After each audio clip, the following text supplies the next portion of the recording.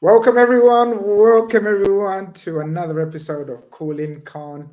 And it's not an ordinary Call In Khan. Normally when it's Call In Khan, it's like me and you guys, and then maybe I've got, boring Avi or boring Conroy in there, you know what I mean? But I've got two legends in the game, man, two legends of the game to assist me and to chat to you guys. So you guys need to call in and get your questions in, brothers. Get your questions in. Look at that. I've already got about four people waiting. But listen, most welcome. Errol from Redmen TV, Mo from Anfield Rap. My brothers, how are we? Good, man. Good. Like it's been an interesting week in the world of Liverpool. So there's lots of different things for people to chat about. But you know me, I'm always happy when I'm here. I know it's going to be a fun time. Legend. And Errol, man, what's Absolutely, going on? absolutely, bro. Do you know what? Thank you for bringing me back on after last week's show, man. I had a buzz with that one. I think it went down really well just before we gave it. We had a good laugh. We had a good laugh. Banking in the cup. You know what I mean? We put them back in their place. So it's good to be back. Yeah, thank you.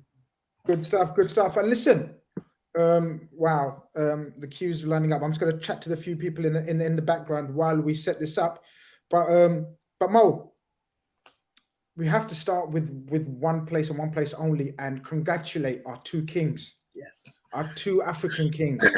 We'd like to wish the third African king, but he's unfortunately, Naby Keita, unfortunately, A, didn't play, and then B, his team got knocked out. But the two African kings make their way into the quarterfinals. Mo Salah scores the winning penalty, as you do. The pressure is just clutch. He is clutch. And then the thing I always think about that, is it is the pressure penalty, but it's also the maybe I don't have to take a penalty. Like if you think about it, because really? Okay. For example, 2005 Champions League final. Who was on the fifth penalty for Liverpool? It was. Who was it, Errol? Help me out. My mind's gone blank. It was supposed to be Steven Gerrard. Stevie G, I was going to say, I thought it was Stevie G. It was supposed to be Steven Gerrard, but he didn't have to take it because we'd already won by that point. So, that's one way of looking at it. I'm not saying that he didn't want the responsibility. That's not what I'm saying. But what I'm saying is, if you are in a situation where,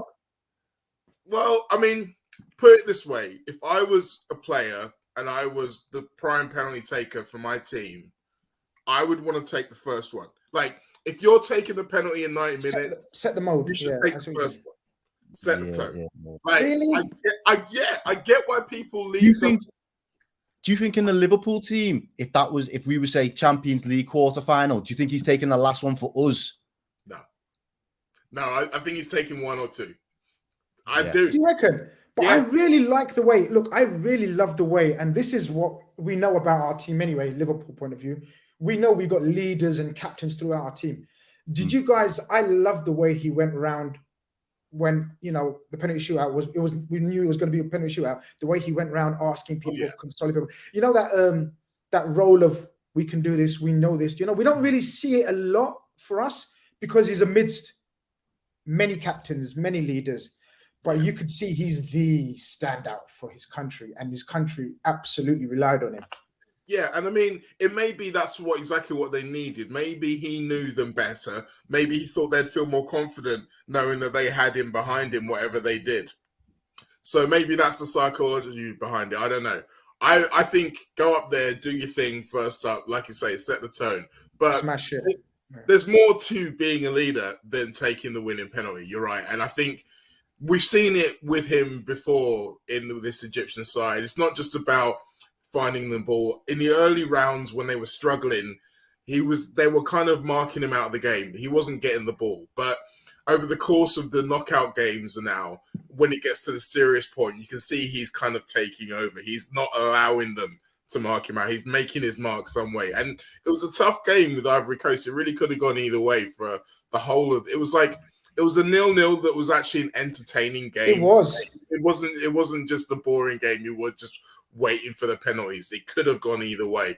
But like you say, the decisive moment, you just felt he was going to be the man, just the same as Sadio. I mean, to a fault.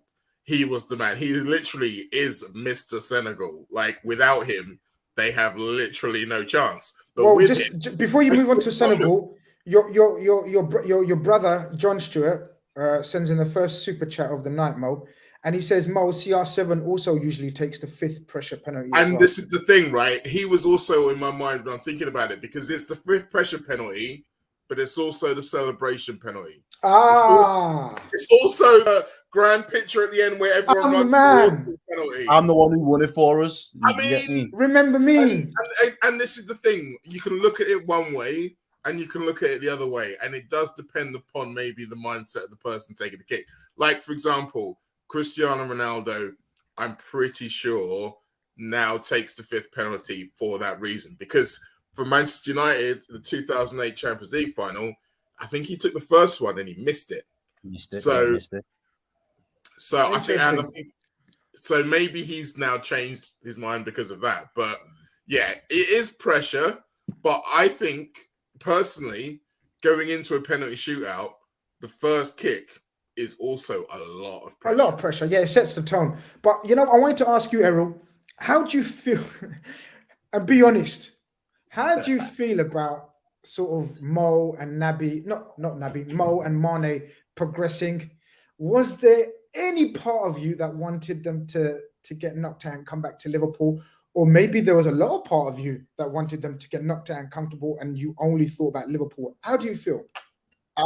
Obviously, everyone comes from the motherland, so you've got to big up the African Cup of Nations first and foremost. You get me? But I'm a native Scouser, so my prerogative is always going to be Liverpool. But I'm going to come at it a slightly different way. I'd love for Salah to have been wrapped up in cotton wool, back on a private jet, just chilling on a G4, just come back nice and early, and we've got him to rest for a couple of weeks. That'd be lovely. But in an ideal world, I kind of want Sadio Mane to go as far as he can in the competition for his own sort of. He's got his country repping him. He's back home on, like, not home soil, but he's close to it. Yeah. That kind of let me rebuild my momentum, my self-esteem, my confidence, and I come back to Liverpool like a giant.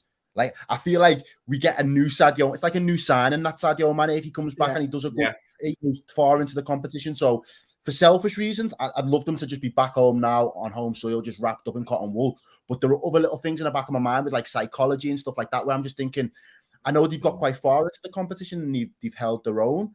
But essentially, if they was to go deep into the competition and do really well in the whole country, pride of the nation type vibes, same way, like, it's a positive, isn't it? It's a positive vibe. You're right. Yeah. You look at some of the lads from the Euros, from the England campaign over the summer, and I know we went on to the final, but that loss in the way that it did, it took a couple of the lads to pick up that momentum again. He was down in the dumps. The form, they didn't have the form when he came back into the Premier League. It took them a couple of months. Whereas I don't think the African Cup of Nations is held in that same sort of regard. It's more of a celebration tournament anyway. So the fact that they get that far into it, if they was to get to a semis or if they was to get to a final, I just feel like they'd feel like giants all over again. I know Mo walks like a giant anyway, but I just think for Sadio, there's just that little bit more bearing on it for me personally. 100%. Look, guys, us three, when we get together, we can talk, right? But this is about the views and subscribers. So I'm going to get my first caller in. People in the chat, people that are waiting in the studio, please bear with me. There's about 12 of you waiting. It's going to have to be a few minutes each. Please don't mind. It's not going to be your usual 10, 15 minutes. Like, he hasn't got Avi to back him up, so he's having to basically, that's the case, right? Come on, let's be real here. I don't want to give him any flowers, but the man's not here behind the scenes, so I'm panicking because Mo and Errol are helping me shit. All right. So this is much more fun. So this is carnage at its best. But listen, people in the chat, come through. I'm going to let the first caller come in, and here we go. Antio Chill, you're very welcome, my brother. How are you? Yeah, good. How are you guys? Your volume's a bit low. Your volume's a bit low. Better now, or yeah, a bit better. Yeah? There you go. Okay. What would you like to speak about, my brother? Well, the transfer window, since it's open, well, since you guys are all here, I might as well just ask the question. If we fail to sign, not this window, because I don't expect anyone to come in, neither do I really care if we do, but if we fail to have a good transfer window in the summer, do you guys feel that it is right to ask questions of the owners, and maybe even from Klopp as well? And I'll give my opinion before you guys answer that. I personally feel people might not like me for it. I personally feel we have every right to ask questions of the owners now, ever since the Super League thing. So I don't begrudge any supporter for questioning FSG for what they tried to do with the club, which is essentially trying to rip it away from the competition that we know and love. So I'm on the. I personally, I don't like them. If we get better owners, I'd be all up for it. I just want to know your guys' opinion on it. If the window is not just iffy but bad in the summer, and let's be honest, we need a good window. Would you guys like if you see more and more people saying, "Well, what are these owners doing for us except building a stand?" Which yes, it's great, but we need more. Let's be honest. Would you guys feel that it's sort of justified, those questions of the owners, or not? Go for it. Whoever wants to take that question, and maybe this super chat is we could sort of merge the two question points together. Lewis sends a super chat in and says, "Evening lads, love the content. You never walk alone. Where do you believe LFC will strengthen in the summer? Any big names do you reckon? Take the floor, guys." Do you know what, bro? I think if you're asking me the first part of the question, do I believe we will reinvest in the squad in the summer? I wholeheartedly believe we have to. We've got no choice. There are other teams at the moment that are kind of in disarray, and there are teams that are still sustaining and building on what they've already managed to capitalize on. The likes of, I know Chelsea might not be in a healthy state in terms of in the team, but overall, the overarching structure is good. City structure is good, and they're going to build on that. You know that that's what they're going to do season in, season out. We are kind of backed into a wall where I feel we have to invest in the squad in the summer. There's a couple of players that are potentially on the way out in terms of the contracts anyway. So areas for me that I would look to strengthen would be definitely midfield, and I would look to try and at least sign, if not one, maybe two midfielders and one more forward that is Jota light, that can kind of play in a couple of positions. I think that would suit us really well. I do believe FSG, I think that's Klopp's objective. I think Klopp will always want to bring in the best possible players. In terms of big names, I don't think that bothers Klopp so much, and I don't think FSG are that good, whether it's a marquee signing or not. If Klopp says, that's the guy I want, and I can put my house on it, or Brendan Rodgers' house is on it, that's the one he's going to go for. So I'm quite confident. Yeah, Brendan, he's still got his house, and he's still got his house. So that, for me personally, I believe it's Klopp would have a lot of say in terms of the individuals that come into the club, and I believe the owners would back that. In terms of the Super League and stuff like that, I know we could talk about that all day, bro. So I understand fans' frustration for that, and I think everybody had a lot of hair in terms of the fact that no one was really consulted and it just came out of the blue. But we've kind of got to move forward as a fan base, and I think my objective is always, let's support the team that goes out on the pitch, and as long as we keep investing in that over time and sustain it, I genuinely believe this summer will be a big one for us. Fair enough. Just one quick question then, based on very quick, Antio. We've got about 15 people. So if we were to, let's say, sell Origi, Ox, Keita, and bring in, let's say, Rafinha, Bissouma, and McGinn, would that be a good window for you? I personally would be very delighted with that window. Mo, I don't think we're getting Bissouma. I think Bissouma's got a little thing at the moment on his, like a dark cloud hanging over his head. That's as much as I'll say on it. And I don't think it's the type of profile that the club would look to get entangled in right now. But the other two names, again, I think they're kind of the more likely kind of targets that we would be looking at. So yeah, I'd be happy with another addition in there in centre mid, definitely.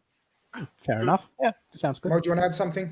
Yeah, I think for me, I truly believe if without the pandemic, we would have seen a very different scale, because I don't think it's so much that they are scared to spend. It's just that they want to absolutely make sure that they maximize every penny they spend.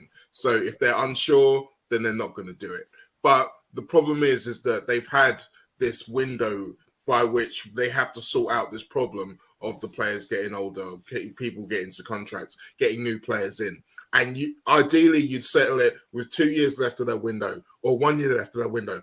Well, the window is basically closing this summer. So they have literally no choice. I think I would agree with Elle. I think Milner's probably going to retire or move to Leeds. Origi's going to move on. There may well be more. I mean, Nat Phillips may even be gone by the end of this week. So there's going to be room in the squad for more players. I do think that we are just going to seriously look at Jude Bellingham. I do. I think that the money touted around doesn't sound like the kind of thing that we do necessarily, but my personal belief is that they regard him in the same bracket as Van Dijk and Alisson, as in it's worth it. And I think that not just because of his skill set, but because of his age and because he's English. So it basically solves 4 or 5 problems in one go. And if there's one thing FSG and Jurgen Klopp like, it's solving more than one problem at one time. Spot on. Andy Chill, my friend, it's been a pleasure as always. Thank you for calling in, man. Thanks for having me as always. No problem. Guys. We have got, let's add next caller. We have got Ronaldinho is the GOAT. Debatable. How are you? What's going on, Grizz? Good, man. How are you, my man? You okay? I'm doing great. You know what I'm saying? First of all, good to see you guys. You know what I'm saying? And Grizz, you know, I love you just giving it to the Chelsea fans. You know what I'm saying? They had to get it. They have to get it. Chelsea and Arsenal fans have to get it, my friend. There's no other way I would have it. Yeah. I mean, Arsenal, honestly, like, I don't feel any type of way about them because I can't even take them seriously. But, you know, Chelsea fans are just so loud for no reason. You know what I'm saying? Yeah, well, this is the nature of tribalism, man. This is what happens, man. But you know, it is what it is. What would you like to speak, my brother? Yeah, absolutely. So I want to talk about Salah, right? And some of the stuff he's doing this season is just out of this world. And I want to talk about the fact that he has really developed his creative side. You know what I'm saying? In the sense where in the past, he would always create, but I felt like his focus was always to score, and he just had this constant pressure that he needs to score. So it would impact, you know, his vision and his ability to just, you know, run the game and enjoy himself. Whereas, you know, this year, you know, look at his touches, look at his actual gameplay, you know, outside scoring. And so, you know, I think this year, you know, he's doing stuff that's just out of this world. And I really hope that we could win something because, you know, look at some of the goals he scored, right? To think that he's still disrespected in the media is just insane because, you know, imagine, for example, the City or the Watford goal. Imagine if it was, I don't know, like Phil Foden who scored it, right? You would have never stopped hearing about it. But, you know, that's just my opinion. You know, I think because it's Salah, you know, it gets some credit here and there, but, you know, not enough. Yeah. Why? Sorry, was there anything else you wanted to add to that? Yeah. No, go ahead. So, you know, come to you, Errol. Is there still a case of there is some doubters, or is it that it's beyond that now? It's just pure bitterness now. I think it's because everyone was obviously quite haters. They all wanted them to be a one-season wonder. I think the rest of the league have become desensitized to how good he is because it's become like 4, nearly 5 years of this. They're just living in Salah's world right now, and they haven't come to terms with that. Whereas Liverpool fans, we live and breathe it. We understand the importance of how important it was. That tweet for me last season or Instagram post, I can't remember what it was, but he basically said, it's not been going the way that we wanted, but we're going to fight like champions for the rest of the season. Liverpool fans bought into that, and we genuinely wholeheartedly believed it. But man backed it up with his actions, and for a good 8 weeks was single-handedly dragging us to that point until the rest of the team could catch up. So all these little things incrementally over time have just cemented him in Liverpool fans' mindset as this legend and this statue that he's got as a baller. But all the other fan bases that are out there, unless you're like on the continent, because I think like individuals on the continent all love Mo Salah, but like diehard Premier League fans, they've just become desensitized to how good this guy actually is. I think it's different as well because I always try to differentiate between what people say on the internet and how they are and how they react. And I think sometimes people give themselves away. Like the Watford goal, for example. I don't know if you've seen it. There's a video of all the Watford fans basically applauding. It's breaking into applause because it's like, yeah, he scored against us, but damn, that was good. And it's like they are going to be telling people every time they see that goal on TV, it's like, yeah, I was there. I saw that. It was amazing. And that story of Mo Salah is going to go along, but we don't get to see it. We don't get to see that appreciation, but it's real. It's seeping out there into the consciousness, I'm telling you. But I think because of those reasons, and because sometimes in who we get to talk about is a little bit politicized, is that the words? I don't get too caught up in what other people should be shouting about. Where it becomes important is the things that the players themselves care about, which unfortunately is awards, which unfortunately are also political. But in terms of what fans are saying, like if they can't recognize the genius that is being put down in front of them week in, week out, I don't know what to say. Like I'm not even interested in what they have to say if they can't recognize it, really. It's like, where are your eyes, people? Exactly. Listen, Thiago's a GOAT, and you're the real GOAT for coming on today, my brother. Thank you very much, man. Pleasure. Always look after yourself. Thank you for your support as well. Take care. Okay, let's get the next caller in. John Moore, how are you, my friend? How are you? Not bad, man. How's you? Not too bad. We're doing very, very well, my friend. We're doing very well. First of all, if you don't mind, I'd like to thank Mo, because my boy is still watching your birthday message. Oh, fantastic. He watches every single day. Oh, fantastic. He watches every show you're on. If you're not on it, he doesn't watch it. Oh, that's really cool to know. Like, if I've got one super fan, that's more than I had yesterday. Amazing. Every day he watches your birthday message. That was his life dream come true. Brilliant stuff. For a child with autism, for you to do that, I mean to have that. Hey, anything I can do, like genuinely, someone who loves the Reds as much as I do, I'm always going to be there for them. So yeah, whenever. So that's why he's known as the Mighty Mo. That's why he's the Mighty Mo. What would you like to speak about, brother? If Mo Salah leaves in the summer, which isn't out the question, I don't want it to happen. No Red wants it to happen. No. Our FSG in big trouble. I think this is a very simple answer. I think one of you can take it. I think we can all, I reckon all three of us can answer this in one sentence and probably say the same sentence at the same time. But go on, whoever wants to take it. This is a very, very simple question. I'll say one word: pitchforks. Pitchforks. Like, we are storming the castle. Like, I know that these things take a long time, and the longer it takes, the more there is room for doubt. But seriously, like, as much as we all know that FSG, they guard their money, as I said before, no penny gets spent, but they can't let him go, surely. Like, they might have to compromise on a few things, and it might be that's where we're trying to get to at the moment. Maybe that's where it's coming on. Like, they're giving a little bit, then the other side are giving a little bit, and they're inching their way towards it, and we're going to get it done. But I don't think so. I mean, okay, the only thing that gives me serious worry, and this might sound strange, is the Jared Bowen links, because I really don't see him playing in our team when Salah is also playing in our team, because he really only plays the Salah role for West Ham. He has done some bits at 9, but I don't think he really would do it in the same way that we would want him to do it. So if we are going in for him, we're either telling him you're playing when Salah's not playing, or, you know, I mean... Could we see the same protests that we've seen against Hicks? John, I did say only one question. We've got a lot of people waiting. Sorry. I appreciate it. No problem. Thank you very much for coming on, my brother. Spend too much time bigging me up.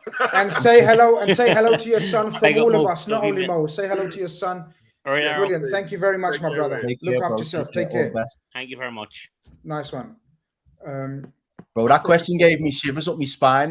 Yeah. Look, yeah, exactly. I don't even want to hear, anything like that. But look, I get the fear. It's absolutely fear from the fan base. You can understand the fear, but nah, there's no way, as we said, they let him out. Let's get the next caller in. Nippon Sharma, how are you, my friend? I'm doing good, brother. How are you? We're not too bad at all, my friend. What would you like to speak about or ask, or is anyone in particular? Well, first off, all I wanted to say was Mo Salah, if he was, I've said this on countless podcasts and YouTube streams, that if he was English, French, Italian, or Spanish, he I think we got a few issues with your Wi-Fi, Nippon. He'd be mentioned in the same set and Ronaldo. Oh, sorry. Can you hear me though? Yeah, we got the gist of your question, so let Errol take that. 100%. I couldn't agree with you more, and I think we've all kind of come to accept that now within the fan base, that he's probably never going to get that same sort of acclaim unless he got a clean sweep with this current Liverpool squad in terms of winning a treble or a quad or back-to-back Champions Leagues or Prems. He probably won't reach that acclaim on his own individual merits. However, I do feel that football has slightly moved on as well. So in this particular time that we're living in, he might not get the acclaim, but give it 5 to 10 years, when a man like, once he's retired, people will remember Mo Salah in that same breath. I could put my life on it right here, right now. In 10 years' time, people will talk about Mo Salah as one of. And another player that doesn't get the recognition he deserves is Riyad Mahrez. Same reason. Look, if he had declared for France instead of Algeria, he'd be more respected. I mean, like, it's sad, but it's true. It is. I think part of Mahrez's problem, though, is that the way that Guardiola uses his midfielders and forwards is that they all kind of move around. So it's almost like they're all too interchangeable for any of them to stand out, apart from, obviously, De Bruyne. But De Bruyne was kind of De Bruyne before he kind of started doing that, so he had a bit of an advantage. But I agree. I do think that Mahrez, the way he's been playing this season and last season as well, hasn't really been recognised to the full extent. With Salah, I think if you look at Liverpool in general, we think about the guys who get spoken about the most. He does get mentioned, and people do mention his greatness, but he gets as much negative, or maybe not quite as much. He gets a lot more negative stuff, i.e., that is he diving for penalties, etc., than anyone else of his ilk. But when you compare it to, for example, in the Liverpool team, I'd say Virgil van Dijk, I'd say Jordan Henderson, I'd say Trent Alexander-Arnold. When you hear the way that they speak about those three in particular, it's just the good stuff. And that's the thing, the way you think, maybe Salah should also be in that bracket. Of course. Absolutely. I mean, in my opinion... Go on, Nippon. Give us your opinion. Yeah, in my opinion, he's the best. He's one of the best players in the world, without a doubt. If not the best player. Absolutely. And that's coming from you, a Chelsea fan. So we value that opinion. Yeah, thank you very much. That's coming from me. Nice one. Thank you very much, Nippon. Thank you. Nice speaking to you again, as always, my friend. See you on another show. Thank you very much, my brother. Look after yourself. Take care. All right, let's keep it moving because we've got so many waiting to come in. We've got Reedy, who I remember is a Leicester City fan. How are you, my friend? I'm good, thank you. How are you? Not too bad at all. Not too bad. How's things? Good. Obviously, I've come on because I know you're our next. I think you're our next Premier League game. So I'm just curious in asking about Mo Salah. Is he going to be back for after AFCON? I'm not too sure if he is, but either way, Luke Thomas had him in his back pocket last time. So we've got some unfinished business, haven't we? I was going to say, like, if we're talking about last time, then we need to speak about both last times. So yeah. Like, my personal belief is if Egypt gets to the final, then he'll be on the bench. If either Salah or Mane get to the final, they'll be on the bench. If they go out before that, then they might start. But I think, to be honest, you should be more worried about Thiago coming back because that's going to make a difference. How are you feeling about your club situation right now, really? Like, since you beat us, again, you've been like topsy-turvy, isn't it? It's not. There's no consistency. But then again, injuries, young players. Where are you now with Rodgers? Because I know you was. I know. I was on the way out with him. Yeah. So Mo and Errol, funny story, right? Reedy done a preview with me. I got him on for a preview, right? And before the start of the show, right, he was Rodgers out. I've had enough of Rodgers. I genuinely think by the time the show finished, we had brainwashed him into saying, you know what? Yeah, he's doing a decent job with all the injuries and all the young players. Where are you now, Reedy? Well, that when I was saying that was after the Chelsea performance when we lost 3-0, probably could have been 6-0. It was a shambles. But then I've looked at it over Christmas. You play Man City, got 3 goals in 15 minutes, which is unheard of in most teams against them. Beating you guys 1-0, beating Newcastle 4-0. I can't remember the results. Yes, we played you in the Carabao Cup. We did well, but obviously we lost it in the end. But the way we're attacking, for me, is amazing. Yes, it's not as good as the likes of Liverpool, but we're scoring goals, getting 2 against Tottenham. Again, we're not going to talk about that performance because that was out of the question. Oh, wow. But yeah, the way we're scoring goals is brilliant. It's just, again, it's like against Brighton. We played so well, we got a goal up, and then we decided to just sit back, let them pressure us, and gave them a free goal. For me, being attackive is our best way of defending. We didn't concede for I don't know how long attacking wise. The moment we try and defend, it just goes to absolute shambles. So I'm positive, and I know that we never really get a good performance at Anfield, but I just thought I may have the question, is Salah going to be there? Because he is probably one of the main guys you have to watch coming into these games. Errol, what do you think about the job Rodgers is doing or done at Leicester City so far?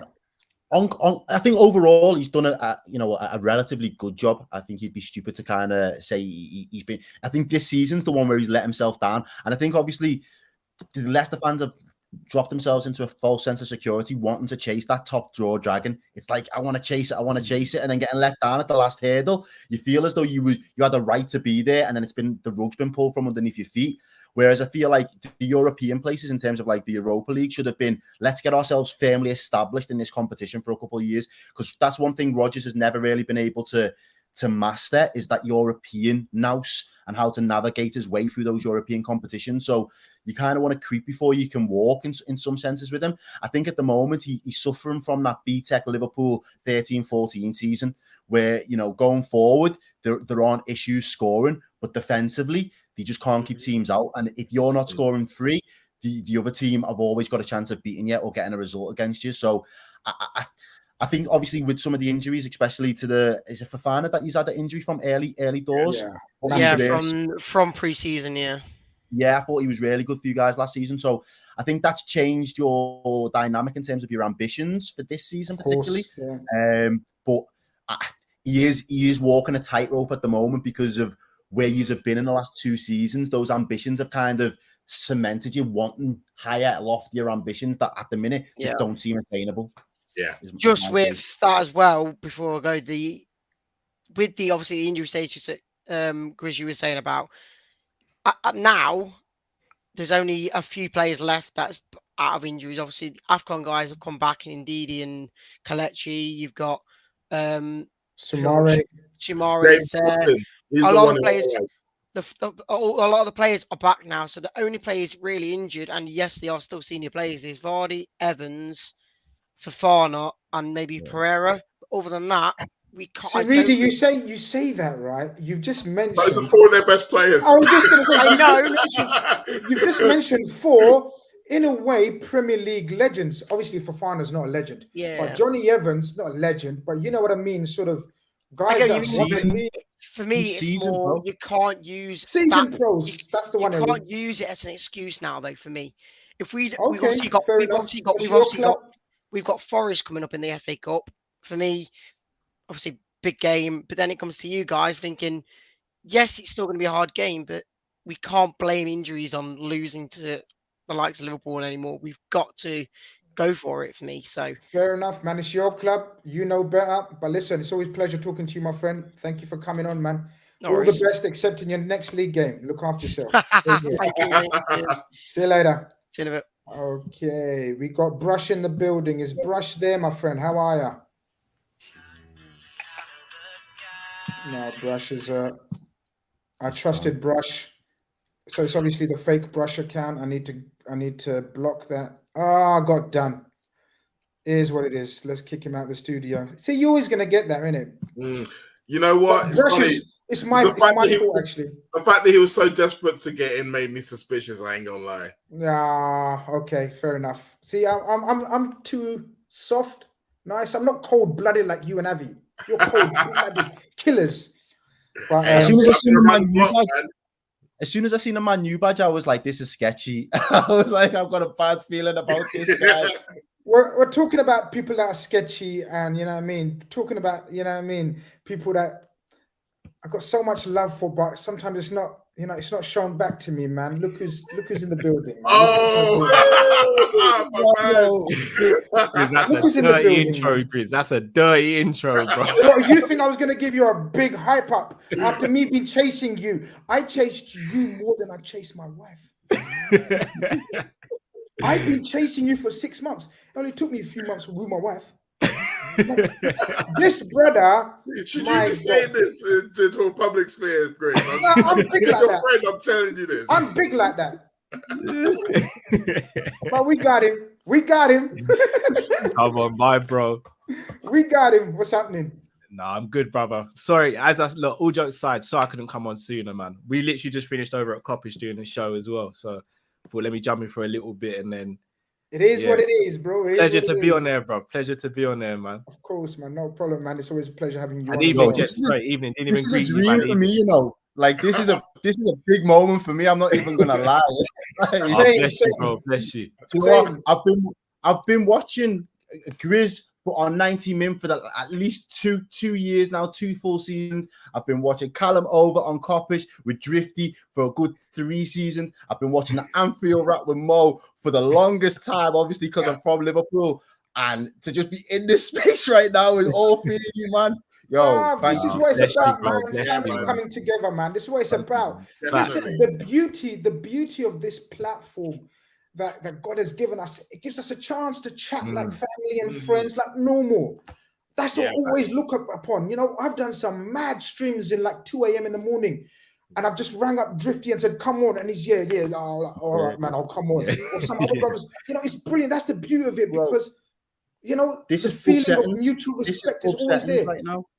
Yeah, absolutely, man. Settings, you know what I mean? Like, come on. And the thing as well is that sometimes if you're just watching or you're just scrolling through and you're having football conversations, but you get into a point of a conversation, you're just like, man, I'm tired of these people. I want to speak to people who I know, respect, and understand. So this is why I come on this show, because you're all here. Man. Much love and respect. But listen, allow in here. Let's allow bigging up each other, man. It's all about the people on the show. Let's bring up the next person on the show who wants to speak, man. Let's go. Joseph, my brother, where are you and where are you calling from? How are you and where are you calling from, my bro? Joseph, we can't hear you, my man. You're on mute, maybe? Okay. You're on mute? Yeah, I was. Good evening, everybody. Good evening, my brother. I'm calling from Nigeria. Okay, big up Nigeria, man. Yes. Yeah, well done. You guys are doing a wonderful job. I really enjoyed the show a lot. Big up to you guys. Thank you very much, my brother. Thank you very much. What would you like to speak about tonight? It's just my frustration with FSG and the state of transfers at the club. Mm-hmm. I'm not really happy about it. It's like quite frustrating. We have I think the best manager we've ever had since I've been supporting the club, and he's our best manager in decades, and we're not giving him like proper backing, and it's actually quite frustrating. We should have won more trophies. He's proven one thing over the years is that when he's backed, he actually delivers, and we have owners who don't back him. Take parallels, for example. I don't want to directly compare us with City. Yes, we don't have the financial power of City, but I don't think fans are asking for too much. No one is asking for an Erling Haaland or an Mbappe. I don't think we can get those guys. You're looking at getting someone of let's see for about let's say in the class of Jota, for example, of let's say 40 million 40 to 50 million. It's actually okay. This is we Liverpool. And sometimes it looks like we are not even making effort at all. Take last season, for example. At Christmas, we were top of the table. We were top at Christmas. Now, I don't know if you I can't even imagine it happening at City. That okay, at City, Pep will be top at Christmas, and he has just one fit centre back, and they won't actually make any effort until transfer deadline day of January 31st. It can't happen at City. I remember watching City last season against Leicester. Then they just signed Aki, and he had a very poor game. And after that game, City went out to get Diaz. They didn't really need a CB. They already got one, and they still went out to sign Diaz. Now, and it then kind of feels like okay, Jurgen is competing with one hand tied to the back and trying to race with Guardiola, and Guardiola is like Usain Bolt on steroids. It's like almost unfair. I was looking at Luis Diaz, for example. Now Tottenham might get him. I might get him on a cheap. It just affects us because if you check the key games where we've dropped points this season, it's about sometimes certain key players not being there. You look at the game at Tottenham. We have to put in young Tyler Morton there, and James Milner at stage something. It just doesn't help us. We need more. We need more competition. Sadio Mane. Joseph, you've made some. Even though I said only 1 point allowed, you've made 15, but it's okay. Your team I was wondering how long you're going to let him go for. He's been going all night. No, but Joseph is taking out his frustration anger of Nigeria. He's actually frustrating. So I allowed him. It's pretty annoying. I hear you. Listen, I'm gonna let Callum take this one because he knows why. This is a baptism of fire. So Kall, man. All right. Cook. All right. So everyone kind of knows where I sit with the FSG stuff, but one thing I think as a fan base we also have to do is we have to lay some of the blame at Klopp and Edwards' feet as well. It's not all just FSG, and I've had to get my head around that as well. Joseph, bro, where I will disagree is I do want Haaland. I'm not going to sit here and say I don't. And I think Haaland should be someone I think we should look at because as I want Haaland as well, but it seems like we can't get him because of the money. I've given up hope on it. I don't want to have like false hope. No, I hear that, but here's where I kind of will debate the whole business and football thing. So whenever I say I want a signing like Haaland, inevitably I get hit with, but football's a business and Liverpool's got a structure. And again, I get that. That's fair enough. But there has to be some flexibility. You can't be too rigid in anything in life, in my opinion. But also, you have to look at it from a business standpoint. If you get Haaland, you are now selling more merchandise. We've been lauding about this Nike deal whereby we get 20% of all merch. If we bring in a player like that, Haaland's going to increase that. Not only that, on the football pitch, success. Unless Haaland gets a really bad injury or does a Timo Werner, he takes our team from being a 9 to a 10. In my opinion, you get Haaland and maybe Bayern Munich and Man City, the only two teams in the world who can really touch you. So you're getting more success on the pitch. More success on the pitch means more trophies, more money. So it's all a snowball effect. What I will say, though, in defense of FSG, is we won't know the full extent as to how much they're offering or how much they're giving back until Klopp goes. And that's the sad reality of it. Because let's not act like Klopp's a saint in all of this, because he's not. Because Klopp comes out every summer or every January and says, we've got Ox, who's one of the most dynamic midfielders in the world. We've got Keita, who on his day is one of the best midfielders in world football. So again, I'm not saying to throw your players under the bus and do a Mourinho, but if you're not happy with what you've got, let's not go out there and scream to the world like, I don't need anything. I don't need anything. And maybe it's a ploy. Maybe it's a tactic not to get stung with transfer figures and stuff. But when I'm hearing and seeing my manager do this, I've got to put him in the same boat as well. And we all know Klopp's stubborn because, again, we've had Tsimikas sitting there all season and Robbo was bang out of form and Robbo was still in ahead of Tsimikas. So who's to say if you're a player that wants to come to Liverpool, you're sitting there thinking, am I even going to dislodge one of these players? We saw it last season before Firmino got injured. Jota was banging out, still was getting benched. I'm going to let Mo and Errol come in. 100%, I'm going to let you come in. Yeah. Joseph, thank you very much for your 20 points, brother. I'm gonna keep it moving in case you throw in another 6. Nice one. Thank you very much. Right. Mo and Errol. One thing I 100% agree on. I agree with you, Kall, on the Klopp thing. I think the thing that we always forget is that he always talks about he wants a small squad. And it always comes up against his philosophy of a small squad and how many injuries we always seem to get. And you always think, oh, well, you can't account for injuries. But when they happen as regularly and the number that we have, you kind of have to. And that's it. So it's his philosophy as much as FSG's philosophy rubbing up against them. The reason their partnership's been so good for so long is because they agree on a lot. Like, I don't think if they were butting heads all this time, that we wouldn't have heard about it by now. The other point that he made about the Jota signing came out of nowhere. Like, no one predicted that when it happened. So as much as it looks like we're doing nothing, I think there's a lot of legs going under the water.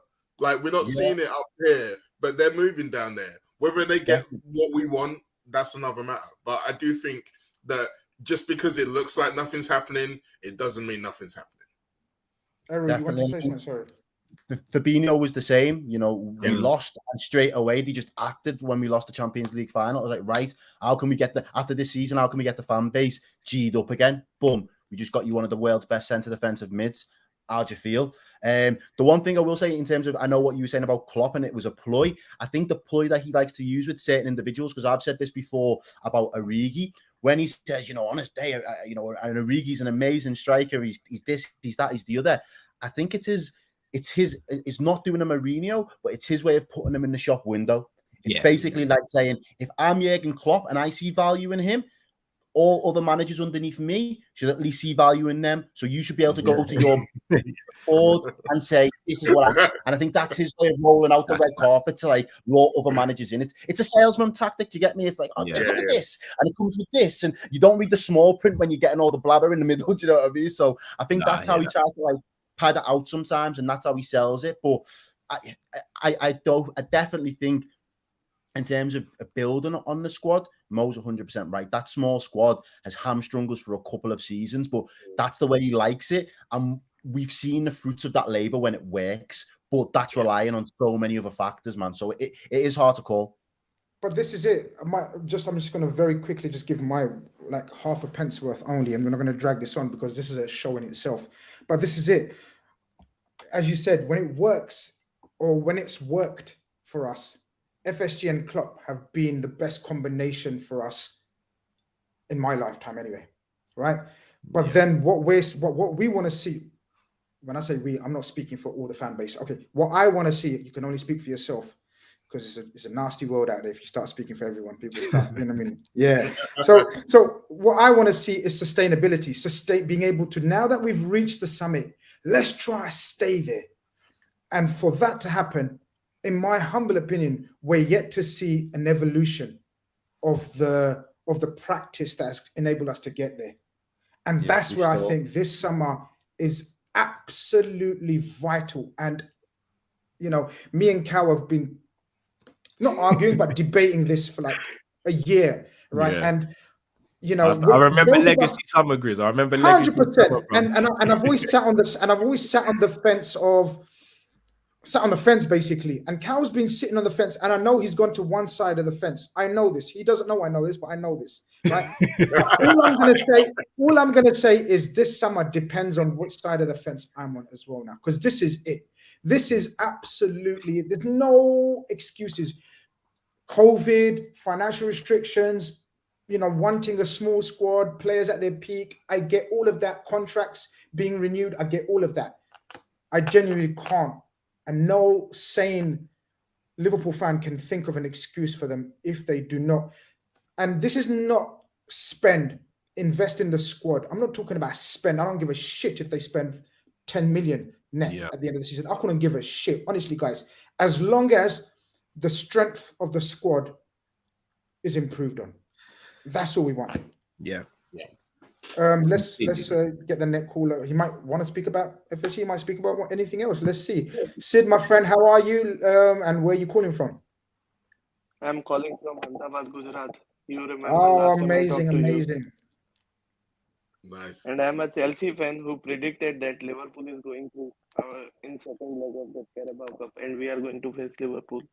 You did predict a Liverpool-Chelsea final. Can we ask, before you go any further, predict the score in the final now that you've got that right? I'm going with 2-1 Chelsea. Fair enough. That's respectable. Just before you move on as well, could you just name me 6 random numbers as well, if possible, please? Just so I can. Between 1 and 49. No, don't tell him. DM me privately, brother. DM me privately. But Sid, what would you like to talk about, my friend? I would like to talk about a controversial VAR decisions in Premier League, because when you compare it to other leagues and also UCL, the decisions in Premier League are not of that quality. The major example which I saw was Harry Kane tackle on Robertson in the early minutes. I think it was around 10 minutes, and it was not given a red. It was a leg breaker challenge. I think the best person to come to that is Mo. He watches a lot of football from around Europe. Mo, standard of refereeing, especially the usage of VAR. Sid's basically the question, I think. Is there variances? Do you see big variances, or is it as bad or as good as the case may be? I mean, I think it's fair to say fans in all countries are unhappy, because the nature of VAR is that it takes away something that you thought you had, or it gives someone else something that they thought you didn't have. So fans are going to be unhappy. That's just the nature of football. In terms of how right they're getting it, I think the Premier League are bad. I think Serie A is also quite bad. So it's not like we are the only bad one, but I think the reasons why we're bad are different. I think in Serie A, it's a little bit more weighted towards certain teams, whereas in the Premier League, I genuinely get the impression it's just referees not wanting to give up their mates. And that's really what happens. You'll see when certain people are in the VAR room and certain referees are happening, they're less likely to intervene. And they've all just come into it from the point of view of not wanting to disrupt the authority of the on-field referee. So if they cannot do that, they will. The problem that happened with the Kane and Robertson thing is that everybody saw that was a mistake, and it was in the first half. So obviously the message has got through, because they do have a controller in the VAR room. There is a guy who is actually assessing the VAR people, and he would come in and spoke to them and said, y'all fucked that up. So what would happen in the second half is that they're going to take no chances. Ergo, when Robertson's tackle happened, they are going to look at it in the way that they didn't look at it with Harry Kane, which leaves you in a lopsided place. But from their perspective, they're thinking, well, we got it right at the end, and getting it right at the end is better than not getting it right at all. That's interesting. I didn't know that, Mo. So you think, or you know, that they actually like speak about decisions that have already been made during the game, converse with each other? That was something they spoke about on Sky Sports. I remember, I believe it was Gary Neville who mentioned that they do have a VAR. And also Mark Clattenburg mentioned it when he was on the Monday Night Club a few weeks after that Kane Robertson thing. And they do have assessors. I mean, it's the Premier League. They're always going to be, everybody who has a job is having someone looking over them saying, are you doing a good job? The problem is that most of these people are incompetent. So when the answer is yes, they're saying no. Yeah. I experienced that on first hand with Chelsea in that Brighton game where Pulisic was fouled and also handball of Callum's ball. It was a clear handball and VR didn't interfere. Yeah, do you know, I mean, I don't know if Errol and Kall want to come in on this. I just think VAR is here to stay, right? There's absolutely no getting away from that. I just think that from my point of view, I think it's just literally I know it's a frustrating teething process, but I think it's just a process that will hopefully get better and better and better over time. I don't know if Eru and Kall want to say anything on that. Kall, bro, you go if you've got any. Me personally, I think we're at the same position we were before VAR. Referees are still getting it wrong. The only difference is now that they've got something they can try and lay a bit of the blame on. Effectively, VAR is a computer system. It's like me opening a Word document on my laptop, writing all the words wrong and sending it off and then blaming the program. It's not. It's me. I'm the one typing it. So when VAR are told that we're told that VAR's making a mistake, it's not. It's the person behind VAR. Kane's tackle on Robertson, that's you don't even need VAR for that. But you know what? Let's say things go really fast in the game, referees missed it. That's what VAR's there for, to say, look, you might have missed this, have a check on this again, now make the right decision. We look at what VAR's done. Like, to use a prime example, the Jota second goal against Arsenal in the League Cup, ref was going to rule that out. If VAR's not around, that gets ruled out. We're going into the last 5-10 minutes, 1-0. Arsenal could grab an equaliser and end up going through. So for me, VAR should be here to stay. We just need better referees, and we've needed that for years now. But as Mo said, they're all friends of friends. So until there's a complete rip-up of the system, I think we're always going to be in this situation. Yeah. Sid, thank you very much, my friend. Thank you very much. I think it's probably what time in India now? So we're looking at around 4 a.m. Damn. 4:30 a.m. I hope it was worth it. We salute your dedication and loyalty, brother. Good to chat to you. It was a notification on YouTube on Greece channel, and I just woke up and I saw that. So You're a legend. Thank you very much, my brother. Take care of yourself. Thank you very much. He looked like he was in a dairy milk bar or something. I was just going to say that. That looks so beautiful behind you, Sid, man. It's making me hungry. I'm going to grab a cup of tea in a minute. Let these brothers talk while I get a dairy milk from the fridge. Thank you very much, bro. Look after yourself. Thank you. Do you know what I would say? Just on the point that he made, the referee's point there as well. My take is, and I know a lot of people have spoke about this in spaces as well, is that I'd love to actually hear from the referees. Like, if there was like in-game referee channel or something, so you could actually hear their thought process as to how they get to the decisions they get to. I think a lot more fans would be like, all right, I can live with that, because you can't hide them. You've got nowhere to hide when you're making these decisions, because you can't just, it can't just be like off the top of the head thought and there's no logical 1, 2, 3 how you got to that decision. Some sort of conversation has taken place, and I think you don't need the managers in the moment or the players in the moment to hear it, but as fans of the game watching it through a different medium, sometimes it would be really interesting to actually hear, so you could understand. I know it doesn't really change a lot for the people that are in the ground ultimately, but I do think when you're watching games back and you actually get to know, even if it was interviews at the end of a game when you're speaking to refs, I think having the balls to be able to come out with a bit of conviction and say, this is why I made this decision, this is what I see. If you don't agree with it, I understand that, but it's me that's officiating the game and this is how I seen it. I feel like I can respect the man a little bit more if they had that. I don't know if they want that as referees, or if the powers above them don't want to give them that ability. But I think that level of transparency at this day and age, with, we've brought in goal line technology, we've brought in VAR, the game's advancing so much in terms of all the camera shots you can watch it on. I feel like that's the next step for us, really, as these teething problems are getting smoothed out. I think that's something that you really do need to consider. 100%. I don't disagree with anything you said there. We've just got a couple of callers left. People, I know you're asking the chat, how can we join? But I've asked a big shift from these guys, man. Appreciate the support, but we're gonna have to leave it for another show now. That's why I've taken the link out of the chat. But we've still got a few people waiting. We've got Luke in the building, my friend. How are you? Hey. How are we doing? Thanks for how are we doing, Callum? How are we doing, guys? Thanks for letting me come on, Grizz. Not a problem, my friend. Not a problem. Pleasure. Yeah, just obviously I wanted to raise a point about the referees, because obviously you guys have been talking about VAR, and I referee at grassroots level, and it's obviously difficult. You obviously get a decision to make, and obviously I've only got one sort of set of eyes to actually see a decision at one point. But what really frustrates me is, I agree with all of you guys with, the Premier League referees, they're in their own little group bubble, and it's like, as a Liverpool fan, I couldn't believe that penalty was given. You can clearly see that Jota loses control of the ball goes into Guaita, and obviously the referee looks at it, watches it, 20, 25 times.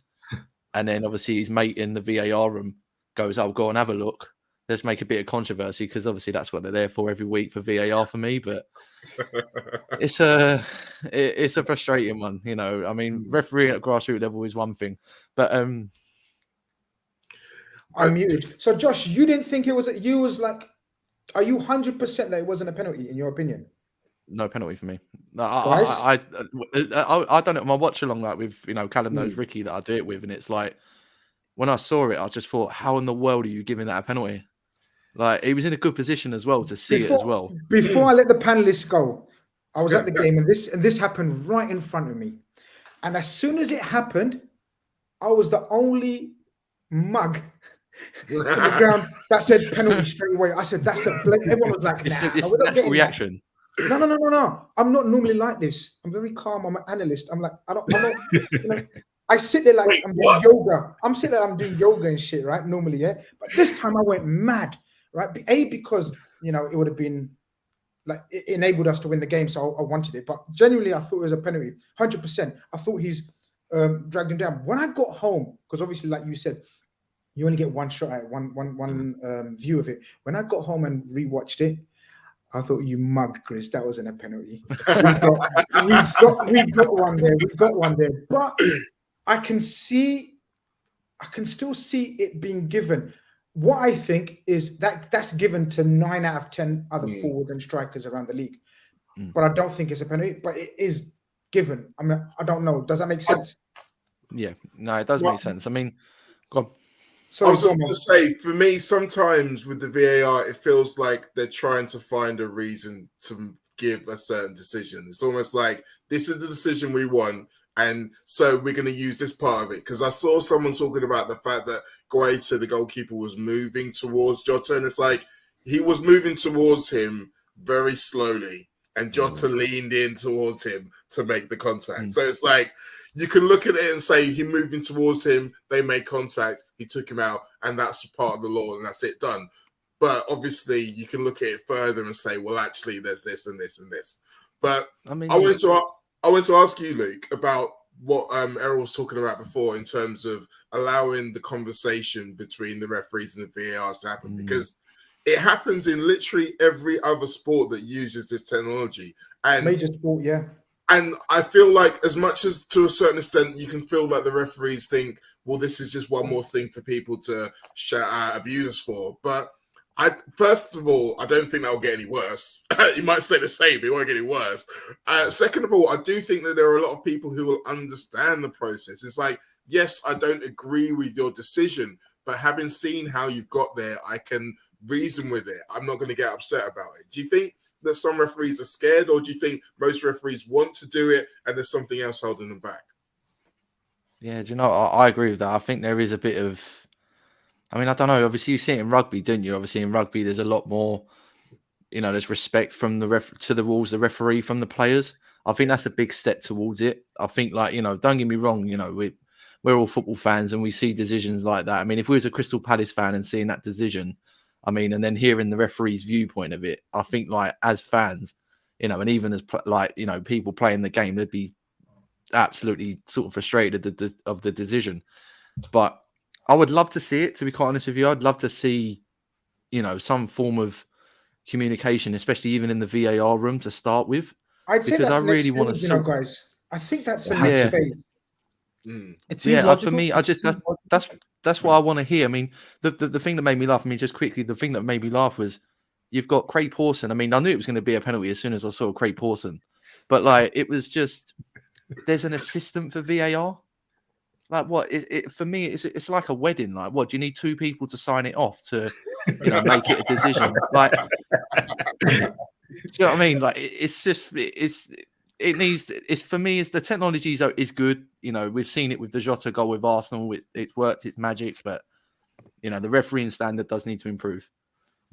Absolutely. No, I think we all agree. I think it's been probably been one of the worst seasons so far in terms of refereeing calls, especially, as Kall says, with the addition of VAR. Like, there's been no improvement in the big calls, it seems, you may get, I don't know, it's a difficult one, but it's one of those ones where I think we have to persevere with it and hope that the communication gets better, and B, as Kall says, the people making behind the decisions are better trained or new, I guess. But Luke, man, thank you very much for coming on, my brother. Nice, thank you very much. Look nice after one, yourself. guys. Last caller of the night now, man. Here we go. We got no pressure. Last penalty. Last penalty. Last penalty taker is Joshua. Joshua, how are you? Where are you calling from, my brother? I'm good, guys. I'm coming from Norfolk. How are you guys? Everybody good? We're doing well, my friend. We're doing well. Yeah. You know what? I'm gonna come out and say this. Yeah, I think Liverpool are winning the league. I truly back us, and I'll say it for a few reasons. Obviously, I think Man City, they've gone on their little run right now. They've been on their little run, 13-game win streak, right? And we saw them drop points in their last game. Couple games coming up, I feel like they're gonna lose drop a few points. I think it hasn't been as bad for Liverpool as people are making out. Right, and the reason why I say that is because, like, if you look at our draws or the ones we've lost, right? Let's take Brentford. Salah finishes that chance, he makes it 4-2, game's wrapped up. Yeah. Let's take you got your 2 Chelsea draws, fine. But although you could say that one at Anfield, 10 men, we should have beat them, right? The only one that I know we looked lethargic in some games, yeah, but the only one that we really didn't do anything was a West Ham one, 3-2. Fair enough, you are going to lose some points, right? But even the top Brighton at home as well. Yeah, Brighton at home. Salah offside, and then who was it? Mane handball. The Leicester game as well. We threw the Leicester game badly. Yeah, Leicester games. Mane finishes that chance. Salah finishes the penalty. We go on and win. So there's so many games where we've lost points or we've drawn, yeah. And it's just like, we could have gone on and won. So I think going forward, next how many games you got left? Like 14 games left. I think we're going to really pick up steam. I think the only thing that's kind of disappointing is that an attacking signing would have rejuvenated the boys. But I feel like Elliott coming back, hopefully Mane winning AFCON. I'd rather Mane win AFCON over Salah. Why? Because if he does, it's going to rejuvenate him a little bit for the good point. That's an interesting point. That's going to rejuvenate him, but and it'll make Salah angry as well. There you go. Oh yeah, an angry Salah. We love an angry Salah. Yeah, lads. When he came out of the lineup, when he was in the tunnel coming out today, when you see his face, I knew. Yeah, it was the same. It was the same face that I saw the whole team have against Spurs in the Champions League final. Like when they were in the tunnel, I knew I don't give a shit what happens. We're winning the Champions League. I was so confident, and that Salah had that game face on today. People, I knew, man, he's going to do something. Yeah, I feel coming back. This is what these boys are on. As I said, Thiago coming back. I think Elliott's going to be a big rejuvenation to the squad. I think the boys are just going to be thriving off of that. They're going to be loving him coming back. So honestly, I feel like big shout there, but Liverpool winning the league. Errol, we love shouts like this, man. But this is a major call. We said the last penalty taker is going to be massive, right? This guy just brushed off that pressure and said, "Yeah, the title is ours, man." It's a Panenka. You have to be confident. You have to be confident in the boys. You have to be confident in what they can produce. Look, I think in the remaining, is it 14 games? Yeah, it's about that. It's about that. There is no other way, in my opinion, Errol. We win this league. If we don't win, I'd say minimum 12 of those 14, minimum. Minimum. Listen. What you have to realize is that we got both of Liverpool City. They got a favourable February. We got Norwich, we got Burnley, etc., etc. But you're looking at City's last 2 games. Yeah, West Ham and Villa. You're looking at that and you're thinking the story writes itself. I'm not going to say anything, but the story writes itself. City struggled against West Ham. The whole Gerrard thing for Villa. So honestly, I believe coming forward. What do you guys think? Bro, I'd love to see it. I'm there for it all day. That's why we're all here. Do you know what I'm saying? But I think the key for us is if we can just apply sustained pressure over the City team and make them start to see cracks. If we can sniff blood at that City team, I think they haven't got the legs to outrun us this time. I think this is the time where they think, do you know what? We've outrun these man once, we can't do it twice. And I think we just have to be in with a shout. If we lose ground on them, I think they regain that composure again. But right now, kind of just trying to put our foot on the neck a little bit. If we can get that firmly lodged, I think you've got a really good shout, my bro. I really do. Carry on. I was going to say, I think we need to be in touch by the time we go to the Etihad. I think no more than 5 points at that point. No more than 5. But the thing about City, and the weird thing about this whole thing is that this doesn't really come down to City or Liverpool. It comes down to the other 18 teams and how they play against City. Because too often those teams don't believe that they can get anything out of those games. So they go out there to they nullify the things that they do well in a bid to try and stop what City does. And all that does is it gives them no impetus and they fail in stopping City anyway.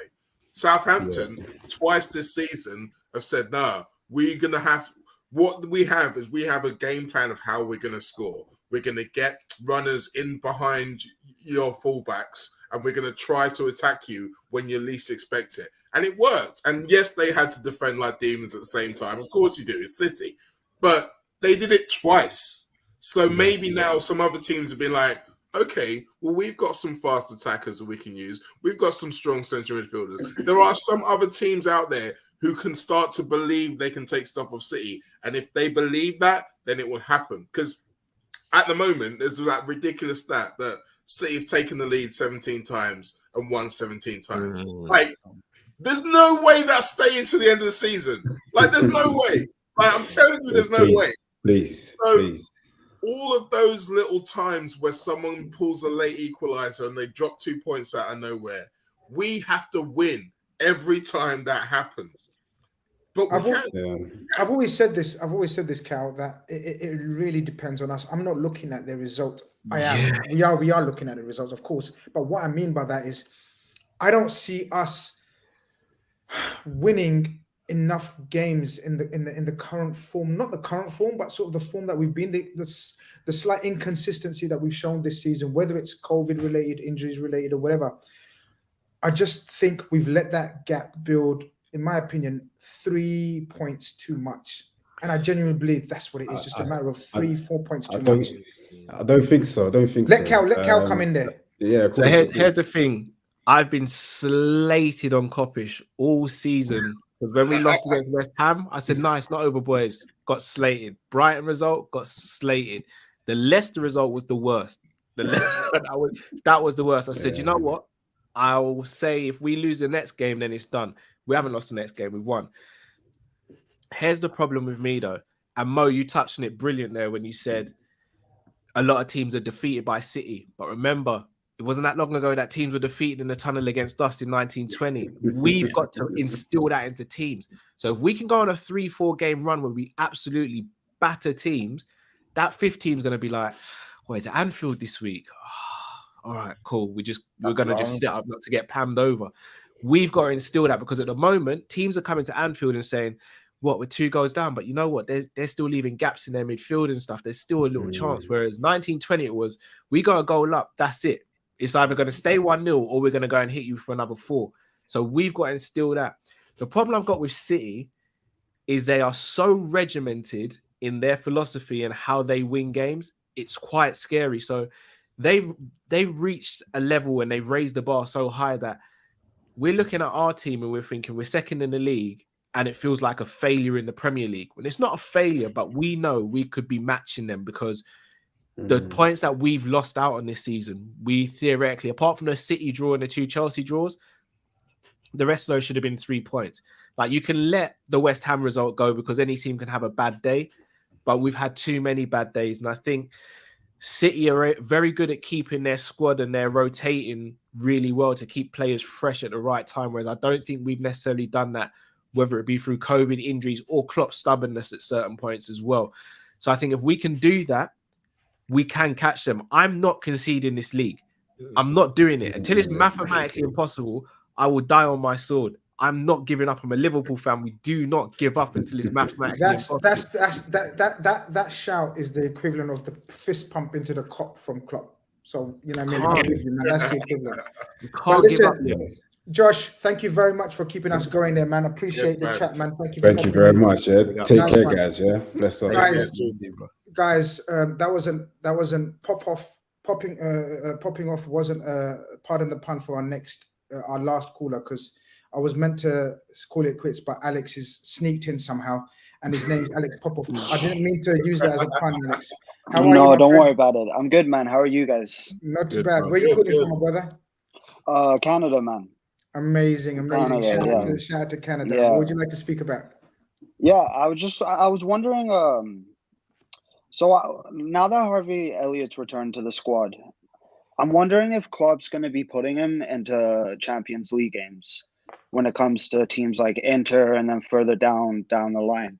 Because I look at Elliott and he is so good and he did so well for us for his first 3 games, but he's still so young that I feel like the fan base putting a pressure on him to be like the saving return, not the saving return, but to have the added boost for us could be pressure. I mean, so it's something I've just been interesting about, and I'm wondering on your guys' take, because I really do like Elliott and I think he's so talented, but I also would prefer him to be like put into the squad where there's a little less more pressure, or what it feels like there's less pressure. I don't know. Errol?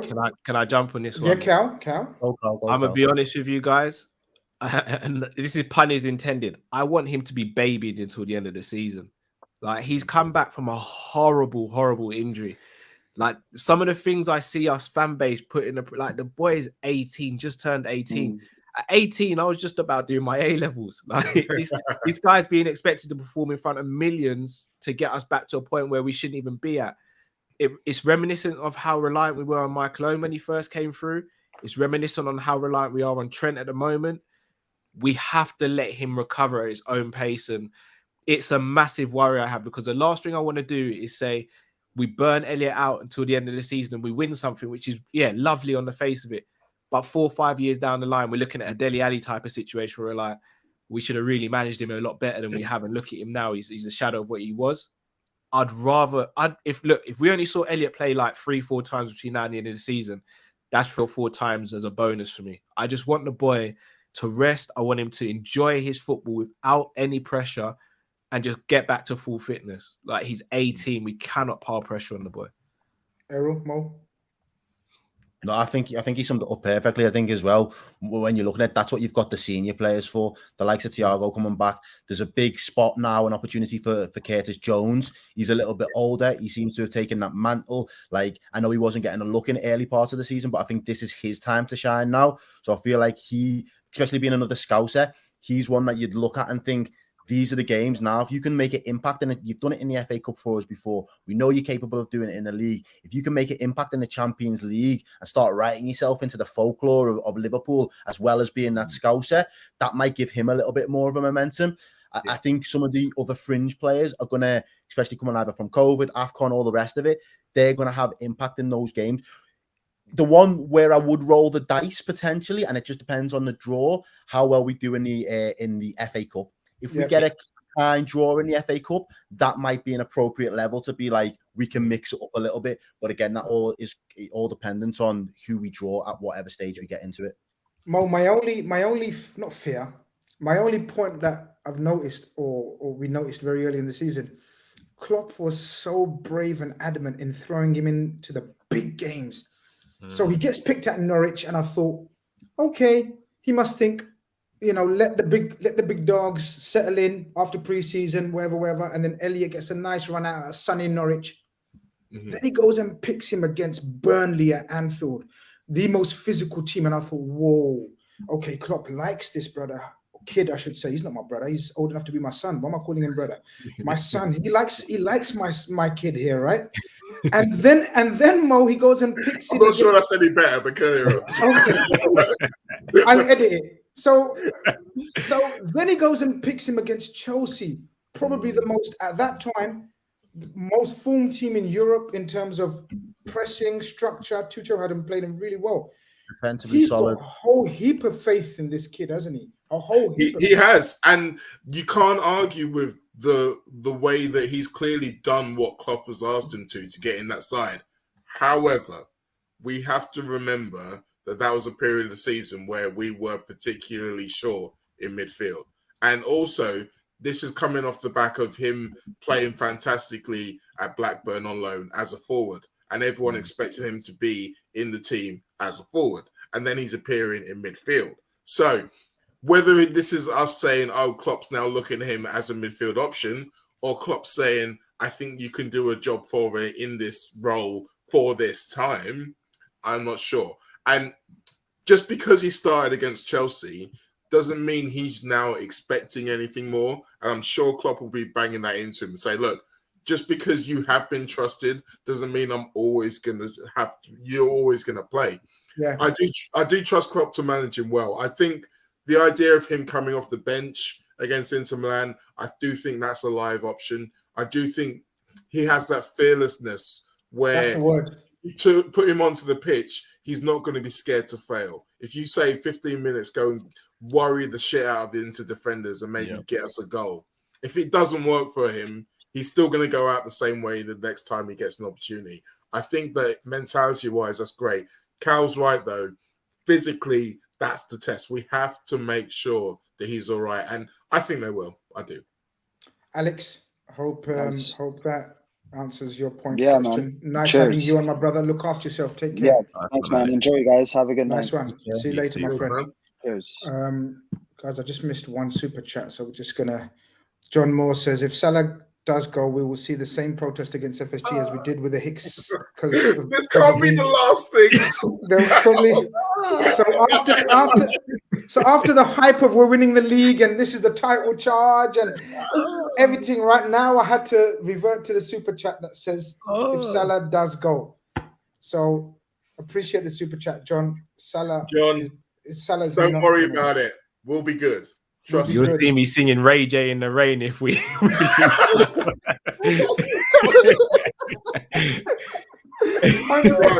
There's going to be like barricades at John Lennon Airport. Like all of us standing there, arm in arm, like, don't leave. All goes aside though, with Salah, and I got ripped for this because I actually put a spreadsheet together for this just to kind of put my mind at ease. I genuinely believe Salah will sign a new contract in fact, I won't say that. I'll say I'm 60% certain that he'll sign a new contract in the summer because we'll be offloading players like Milner, etc., who are on big contracts. And that extra money that we'll get from Milner can go towards his contract, in my opinion. Not forgetting people like even Nat Phillips on 65. Look, I love Nat Phillips, but the writing's on the wall for him. He's going to be sold. He's on 65k. Like that again could go towards Salah. So plus, I think the owners just know if you sell Salah, then the uproar in the fan base could be just catastrophic. Kall, you're 60%. I'm 99.99999999 recurring. That it's going to be announced before the summer. Do you know what? 100%. Do you know what I would like? Go on, do you know what I would like to end on now, just for educational out there for anybody that has been watching the channel that we've been in tonight.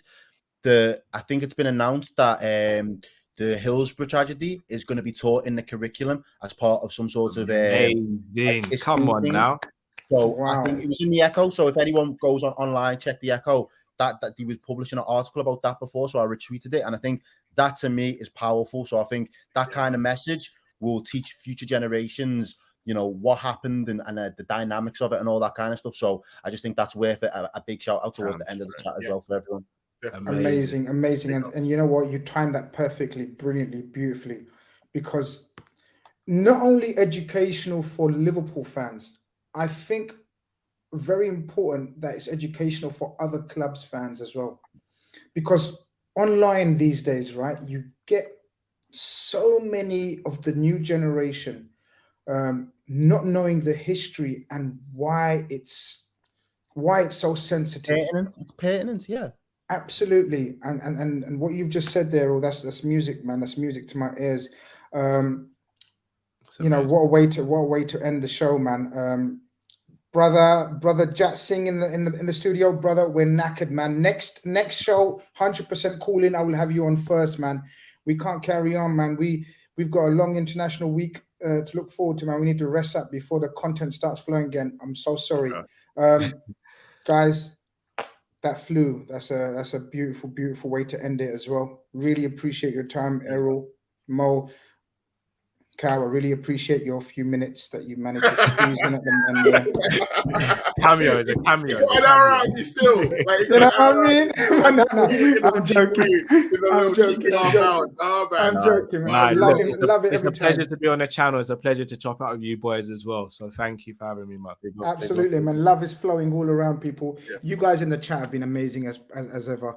If it wasn't for you lot, we wouldn't have this show, man. We wouldn't know what we'd run out. Actually, we wouldn't run out of things to talk about because we can talk about football for all night. But you guys have been educational in the chat as well, man. And I love the respect that's shown always, every time. That's the main thing about these, because we had Leicester fans in there, Chelsea fans, United fans, Arsenal fans.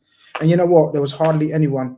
In fact, I don't think I needed to block anyone or anything, and that's beautiful, man. But yeah, I'm going to try to get these brothers on again, like, you know, once a month, once a fortnight, because they're busy people. It's not easy. People are saying, get Mo again, get Errol again, get Kall, collab with Kopish, collab with this. Brothers, you don't know about these people, man. I need to chase him and chase him and chase him. Mo was watching cricket. Mo was watching cricket when I DM'd him, like West Indies versus England. Like, who watches cricket? That reminds me. Let me check the score one time. Yeah. It was close, wasn't it? You know what I mean? So, and Errol, I have to drag Errol from Spaces. Like, you don't know. I have to drag Errol from Twitter Spaces. You don't even know. It was Discord tonight. It was Discord. Out of Discord, bro. Do you know what I mean? But listen, big up yourselves every time, man. I don't even need to shout out your channels and where you guys are, man. Everyone knows, man. But still, go and follow these people. Go and follow their content. They are great people. And that's the main thing.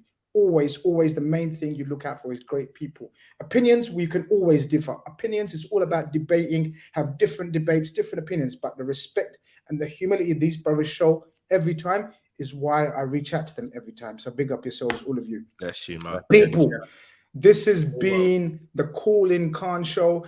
You know what I mean? I'm going to try to work out how to end this shit right now because I always mash up because this is the favorite part for me. This is the bit I wait for. Yeah. I'm practicing, bro. If it messes up, it messes up. But here we go. We out.